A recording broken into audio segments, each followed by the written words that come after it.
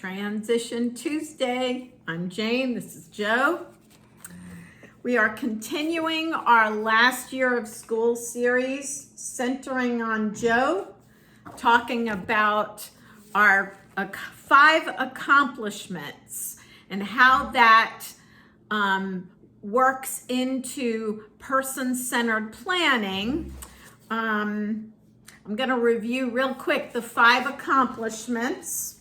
They are community presence, community participation, encouraging valued social roles, promoting choice, and supporting contribution. So those are the 5 areas in person-centered planning where if you can practice those skills, be intentional about those accomplishments in your life, your ability to have a good quality of life as you grow and learn as a person with a disability will get better. So we have a rating scale from 1 to 5, 1 being no presence to 5 being famous. And Joe and I have rated Joe on each of these 5 accomplishments. Yes. Today we're talking about encouraging social roles. We gave Joe a 1 because Joe's social role seems to be disabled person.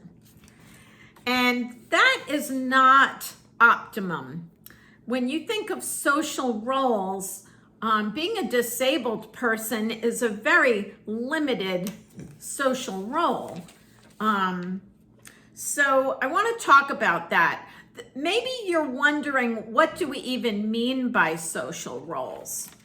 So we did this relationship map. We talked about it last week, but I wanted to define a little bit about social roles, daily living skills, person-centered planning for disabled people.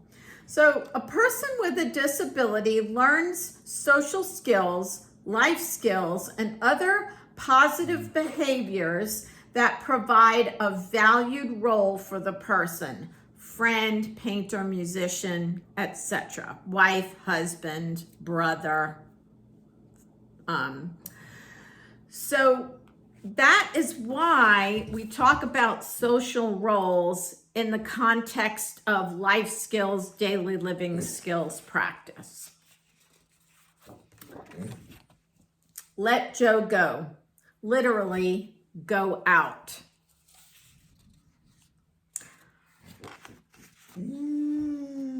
This is an important thing. Let Joe go, because when school is out, we need to look at what will be the replacement of that regular, immediate access to a social life in school when he's out of school. So some of the things he can do is get involved with youth organizations, faith communities, public spaces like parks, museums, things like that, interest clubs, and connect with friends from school. So we gave Joe a 1, but when I look at the things that are on this list, Joe is already involved with a youth organization. He's been doing the I Decide Center for Youth Voice, Youth Choice groups. He goes to a weekly Zoom meeting with the Uniting for Change, which is a disability advocacy group, which is also kind of an interest club. So when I look at that, we do go to public spaces fairly often. I feel like we've got our foot in the pool just a little bit. Joe went to prom last night, which is school related, but I want to talk about that just for a minute, because what I noticed, Joe went to 3 dances this year, which is a record. Did you enjoy prom last night? Did you enjoy the prom last night? Did you have fun? Touch my hand or tell me with your voice. Did you have fun at the prom?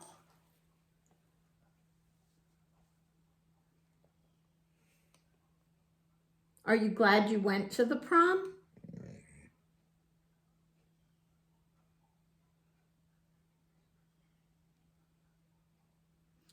Do you prefer not to answer questions today? Yes, okay. So we don't want to answer questions today. But I can tell you that Joe went to 3 dances. He went to homecoming and he was very nervous, but he eventually settled down.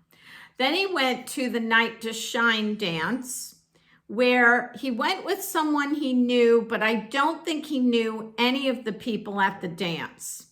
So he had fun, but last night, the pictures I got, the feedback I got, even though it doesn't seem like it from this exchange, I think he was smiling from ear to ear when he got home last night.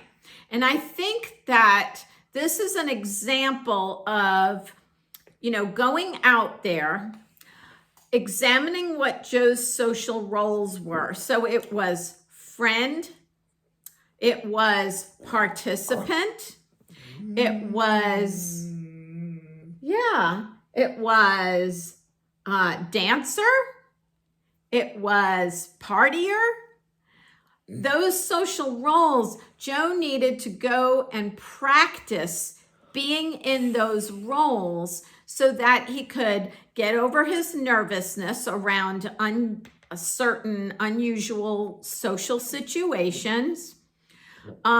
He went with the same person all 3 times. So I think having a trusted friend to go in those uncertain situations, which is for us all, not just people with disabilities, it's always better to do something you're a little nervous about with someone you trust, with a friend, with a girlfriend, boyfriend, whatever. So I think this year-long examination of how Joe is going to function in the world as a person who's no longer in school, I think these dances performed a great service in helping Joe learn how to go. So here are some barriers to developing those skills to encourage social roles. People who can't see Joe as other than disabled. That is a really big barrier for Joe because this is pretty hard for someone who is not around people in the disability community. It's really hard to get past this part. Joe's unwillingness and sometimes inability to communicate is a barrier about disability, which is really tough to get past. People who know Joe know that sometimes he may not look like he's interested, involved, engaged. He is in his heart, but outwardly he's not showing it. Today is definitely one of those days. But I know that it's not a deterrent to stopping us from making a video, from doing our thing. In a little while, he's going to stretch out. We made a deal. We were going to do our recording, and then he's going to stretch out. I mean, there's a whole lot of stuff that happens around our recordings that would take forever for us to explain, but they occur. So, it's practice, practice, practice, like I always say. Barriers. Letting Joe risk being out in the world. So when I say risk, there's many risks. There's risks to his safety. There's risks to his confidence. There's risks to what if you go out and you find out that the accessibility of a place is not what they said it was, or the person who thought that something was accessible based on very little knowledge for Joe is not accessible. The risks of letting Joe go, for me as a mom, as somebody who's been caregiving for Joe since he was born, require me to really step back and let it happen. Even if he has the worst time ever, even if something bad happens, that's the reality of everybody who goes out into the world. So accepting that and, stepping back and letting Joe live his best life, bad experiences and good experiences, is a great part of the daily living skills, life skills, practice that are needed to discover what Joe's social roles are. To be, to think about one of those 5 accomplishments as a social role, like helper. Like maybe Joe meets somebody at the prom or at a dance who needs somebody to listen to them. Joe is a great listener. Maybe they get a lot out of that experience because they were able to pour their heart out to somebody who they could trust, who they knew would never go out and tell what they had said. That seems like a backwards social role, but I have seen people react, once they got to know Joe, react to that listener part of Joe. And it has been a big gift for them. So you see what I'm saying? If he doesn't go out, if he doesn't risk that, push to go out, like, for example, how many of us get home from work and we're invited out and you're like, I don't want to leave. I'm home now. I don't want to go anywhere. What? But taking that risk and going out might provide for you a really amazing experience. And if you didn't take that risk, knowing that you didn't want to go out and going anyway, you would have missed out on something. So that's what that's talking about. And then lack of access, which we kind of talked about already, and lack of resources. So if you don't have a direct support person, or you don't have somebody in your life who's willing to take you out, then guess what? You're not going anywhere. So that's a real big issue for many people, is that lack of resources.